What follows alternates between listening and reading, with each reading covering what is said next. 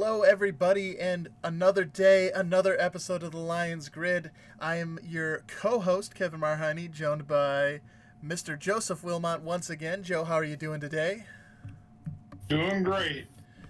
Good, good, good. So today, we are going to be going over the launch ratings for the Detroit Lions in Madden 20. Joe, I know you've been taking advantage of the game. I know you had the early access there, and you've almost won every trophy there is on the PS4, haven't you, for the game? Almost closed that out.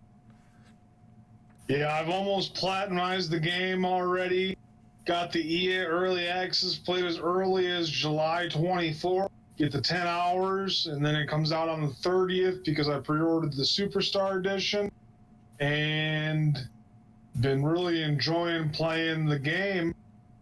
You know, the trophies in this game are a little bit easier than most trophies to try to platinumize. The only thing that's next is what I need a friend to help me with, is being in an online franchise league and winning a head-to-head matchup online in an online franchise league, and then winning the Super Bowl. And those are the only two trophies I have left. After I accomplish that, I'll platinumize my third video game, which the other two is Madden 16 and MLB The Show 17. MLB The Show 17 was an easy one to platinumize, and the other one, Madden 16, was a little bit more difficult, but it was obtainable. Now, the Madden 20 game is new, and they're working on getting out a lot of bugs early on, and you know, it's not even the start of preseason yet, but there are already people, you know, really committed to this Madden season, as I've been. But it's gonna definitely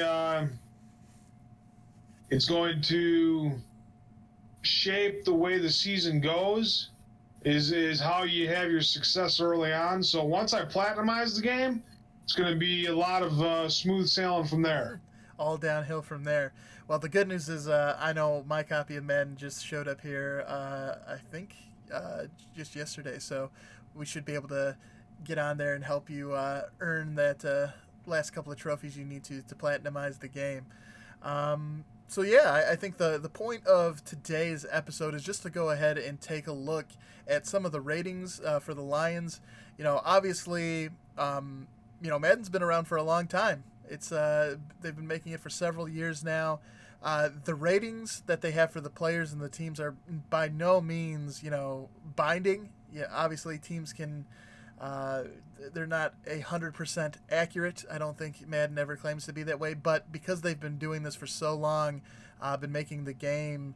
And doing these ratings, I think they've gotten it down to a pretty decent science. So it's it's not a hard and fast rule by any means, but I think it is a good point to look at if you're trying to gauge, see how your team may stack up against the competition.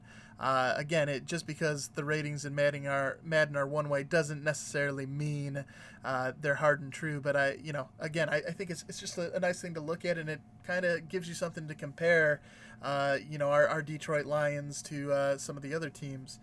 So what we're going to do now is we're going to just jump in and take a look at the top 10 rated players for Madden for the Detroit Lions. So let's throw those up on the screen here. You can see a lot of representation there for the wide receivers, a couple of running backs, and the D-line. Starting at the top, we have Mr. Snack Harris at 95 overall. He is the top-rated player on the Lions. Then you have Darius Slay there coming in at number 2, 89 overall. We have our two, at least in Madden, they're both marked as right ends, so it'll be up to Coach Matt Patricia there to go ahead and decide how to use them. But you have our two free agent acquisitions in Mike Daniels and Trey Flowers right there. Then Mr. Marvin Jones Jr. coming in at number 5 at 86 overall, followed up by Mr. Galladay and Amendola as the next two. Two running backs, Kerryon Johnson, just coming in just ahead at 81 overall over C.J. Anderson, who's 80, and then Quandre Diggs there checking in at 79 overall. So those are the top 10 players according to Madden. at the launch of the season. Joe, is there anybody in that list that surprises? Are you surprised that Snacks is the number one rated player? Is there anybody that you're surprised didn't make that top 10? I'm surprised with the new addition. The Mike Daniels at 86 overall, or 87, or 80, 86 or whatever. Yep, Yeah, 87. He's a surprise.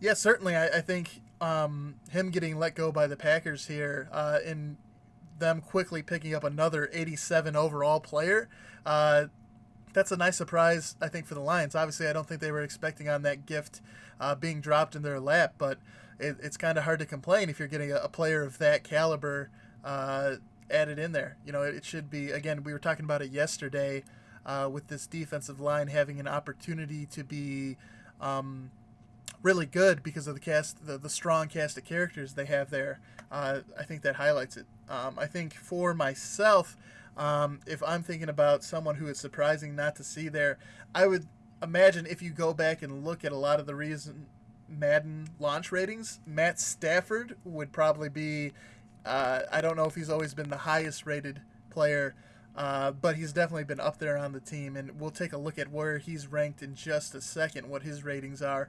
But I think it is surprising to see that after last season, which was by all means a terrible season for Matt Stafford, it's kind of interesting to see that he has been knocked completely out of their top 10 ratings. What are your thoughts there, Joe? Yeah, Stafford is in the realm of 17 to 20 best quarterback in the league according to Madden, Madden rating. And that's exactly where he kind of should be, but given his tenure and what he's done over his career, I'm kind of surprised that he is that low on the list. I think he should be a little bit higher, maybe at least an 81, 82 like he was last year. But he's never really had a good rating. He's going to be 31 this season, and he's always been a 79 to 87 overall player. And maybe in the years past when he was 87, that's been like a high ranking for him. But overall, 79 is probably his lowest rating he's had since his rookie year. Yeah, and we'll go ahead and we'll throw that up on the board. So we also included here, you can see there Stafford again, 79 overall. But we also included in there, you got Frank Ragnow. He is the highest rated Detroit Lion offensive lineman, coming in at 79 overall. Then there's also below him, we have Jesse James, of course, one of the big offensive free agent acquisitions, checking in at 78 overall. You compare that to the first round pick, Mr. TJ Hawkinson. He's checking in at 77 overall. And then our second round pick, the middle linebacker, Jelani Tavai, coming in at 69 overall. So obviously, definitely room for improvement there for Jelani coming in. The Madden Raiders starting him off nice and low, so there's only room to improve for him. It'll be interesting to see how that goes throughout the course of the season, if he gets can earn some playing time here by impressing during training camp and in the preseason. It'll be interesting. One thing I want to mention about TJ Hawkinson is I hope he does improve and have big games, because I have the rookie premier card in Madden Ultimate Team of TJ Hawkinson, and every time he plays good, they automatically update the card throughout the season. So if he starts off and he's having a great season, they're going to update his card, and I'm going to get a higher overall TJ Hawkinson. Boost him up there into the 80s for you. That'll definitely help out the team. So that's sort of the initial ratings that we have there for the Lions themselves. Let's go ahead and, for certain players on the Lions, let's go ahead and take a look here at we'll take a look here at the Lions themselves in just a moment. Let's actually take a brief detour, kick it over to the overall rankings. So, we'll talk about the Lions themselves in just a moment. What we're going to do here is we're going to set the table for you. The two teams you see on your screen at the moment, the Philadelphia Eagles with that 89 underneath them, and the Miami Dolphins at 74. Those are the two highest rated team. Well, the Eagles are the highest rated team in Madden, and the Dolphins there are the lowest rated team. So Joe, as we uh, start to get into this, we'll take a look at the specific ratings, the overall ratings for the Lions in just a moment. But are you surprised that the Eagles are the highest rated team and the Dolphins are the lowest rated team? Do either one of those come as a shock to you? Maybe the Eagles. They didn't have the greatest season last year. They just barely squeaked into the playoffs and won, I think, one or two playoff games. And, I'd go with the Saints, generally as the Super Bowl favorite for this year in the NFC over the Eagles. But as far as the Lions are concerned, yeah, Lions have a very low team rating. I hope that changes throughout the course of the year because it's no fun to play online head-to-head and play with a team that's, one of the worst in the game.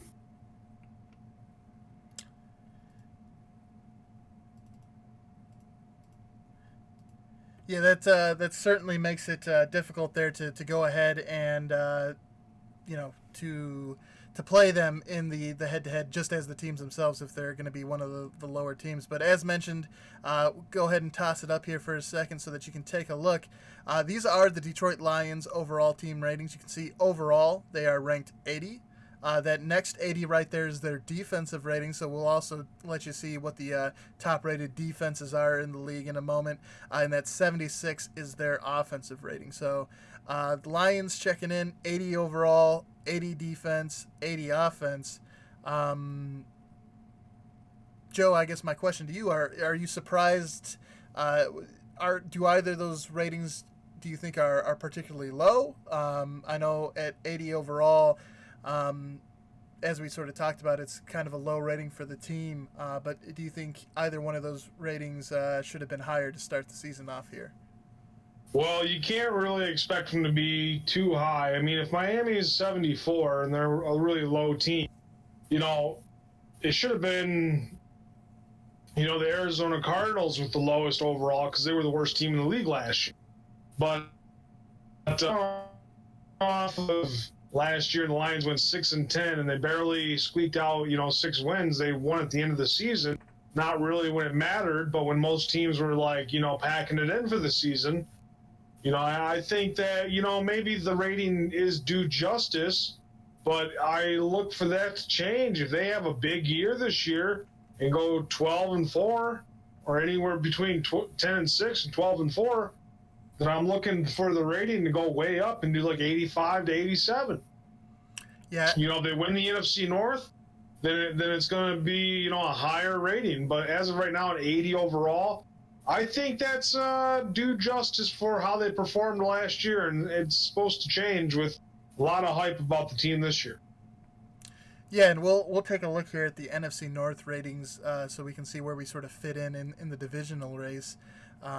But I think the thing that is more surprising for me, I think you could argue that the 80 for the defense is a little low. I think the number that really stands out to me as being the rating that is the one that's surprising and the one that may be a little low is that offensive rating at 76 overall. You look at not only obviously Stafford coming off a rough season, but you look at what we have at the receiving core again. 3 of our top 10 players are wide receivers.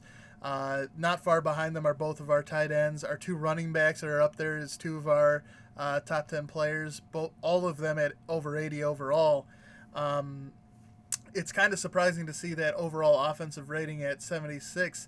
And the thing, I think the part of the offense that gets them set at 76 overall is probably that offensive line at that point. Because if you look at the skill positions, I think they definitely could have gotten a couple points higher in their overall rating. I think the thing really causing that rating is the offensive line. So I know as my dad was tuning in yesterday, he pointed out that the offensive line was going to be key for the Lions' success in the season, and I think that's sort of reflected in the Madden ratings, because otherwise I think their offensive rating would be higher if that offensive line was a little more solidified. Obviously, Frank Ragnow was the top offensive lineman at 79 overall, so it all went downhill from there in terms of the ratings.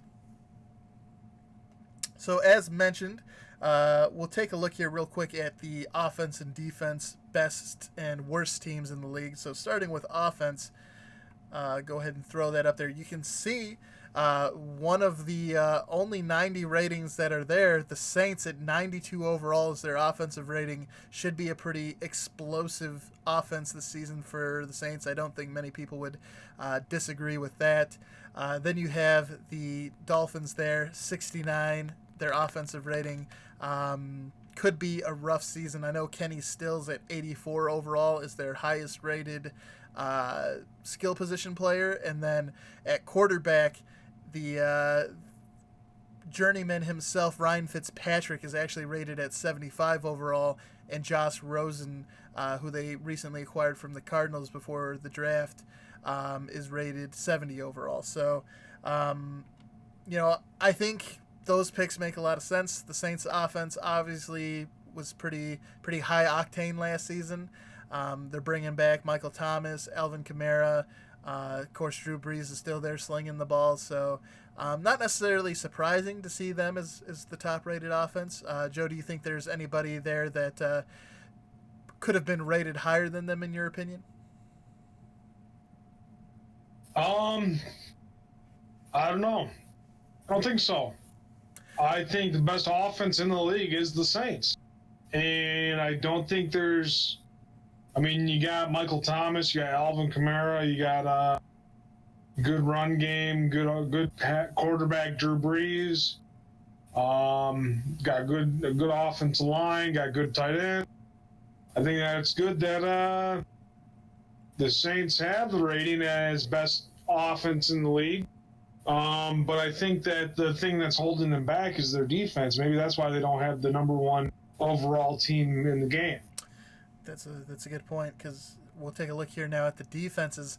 And we actually have two teams for both the highest and the lowest categories here. You can see the highest overall rated defenses in Madden at launch, 88 overall. You have the Chicago Bears and the Houston Texans taking home that honor.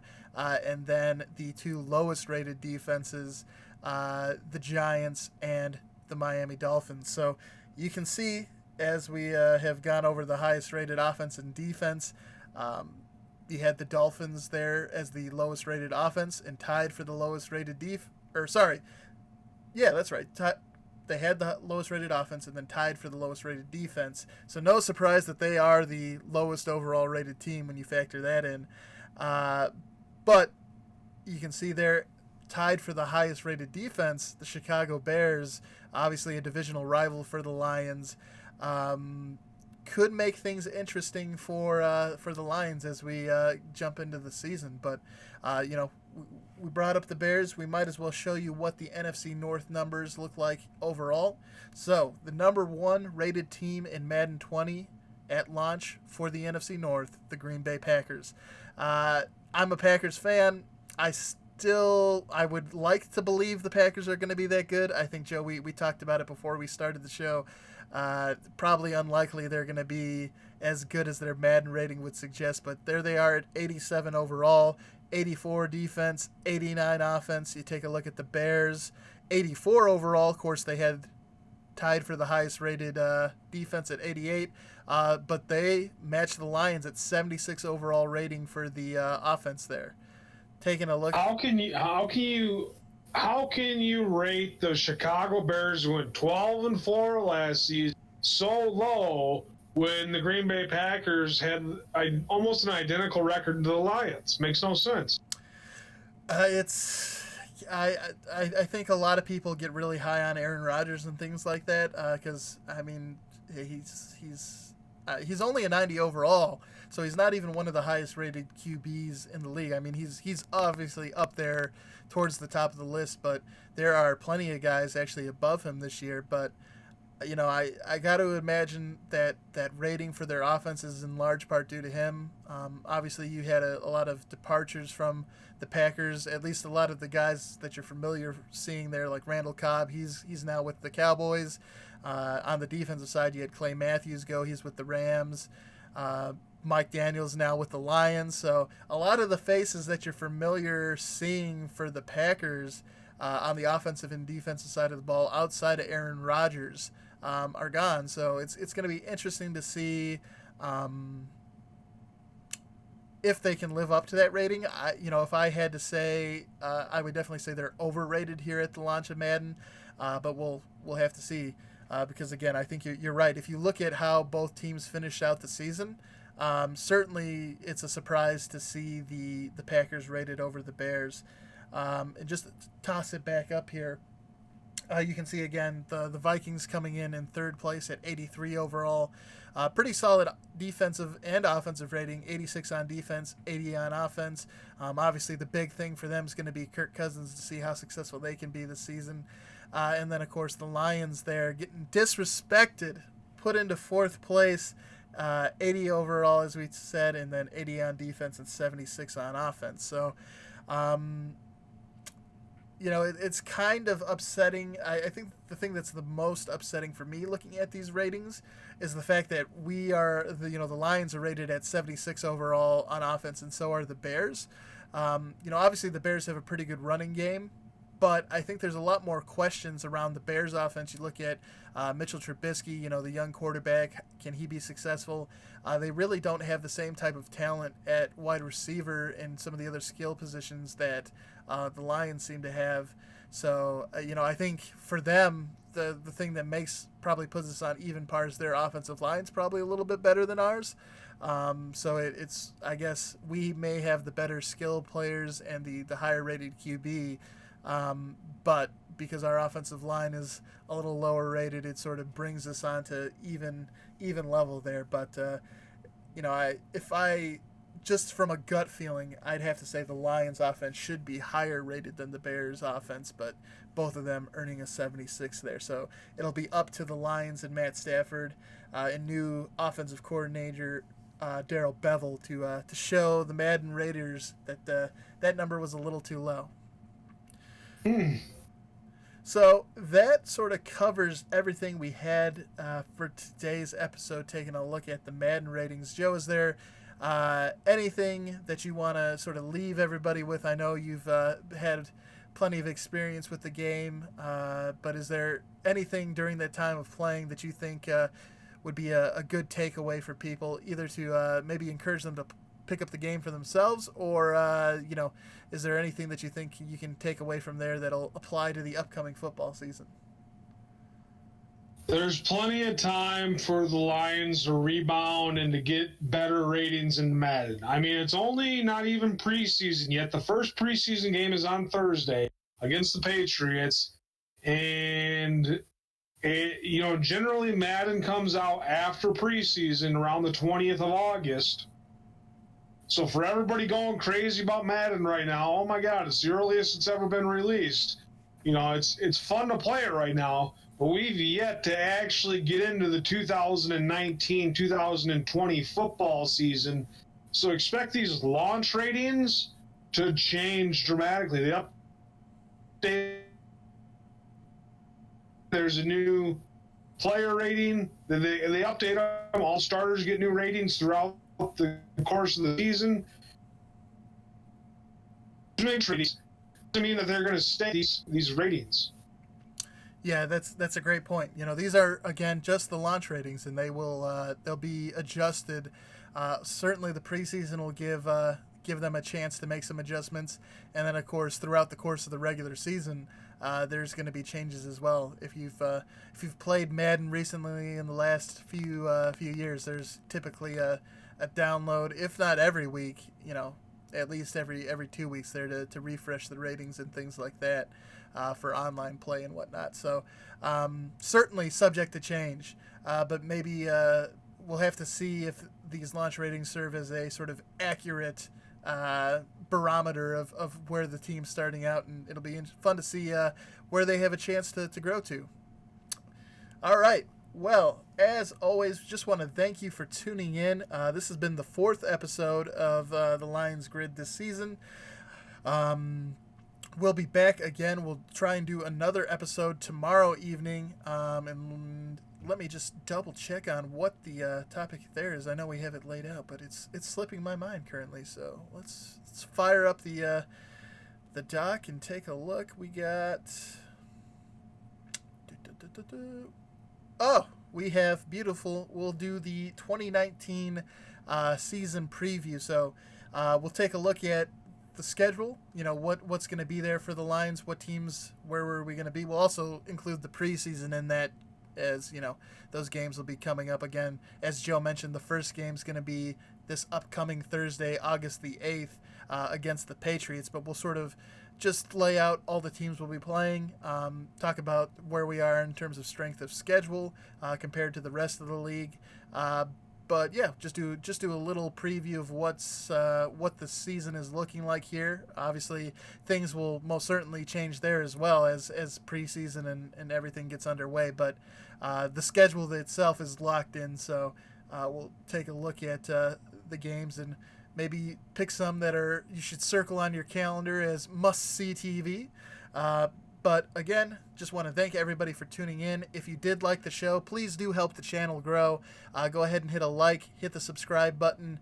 Obviously, as we've mentioned in the last couple of videos, our first goal here on YouTube, since we've come over to the platform, is to reach that 100 subscriber mark. That helps us get a custom URL for the channel. So instead of it being a bunch of alphabet soup after youtube.com, we can have it say in beautiful letters the Lions Grid, so it's easier for our fans to find and just makes it easier for everybody instead of having to try and remember the random letters and numbers it has assigned to us currently. So again, your support there is very much appreciated, so please, if you do enjoy the show, just go ahead and hit that subscribe button. That's going to help us out tremendously, and you can get in on the ground floor of helping us build this channel, and we really do appreciate it. So any last thoughts from you, Joe, before we sign off for today?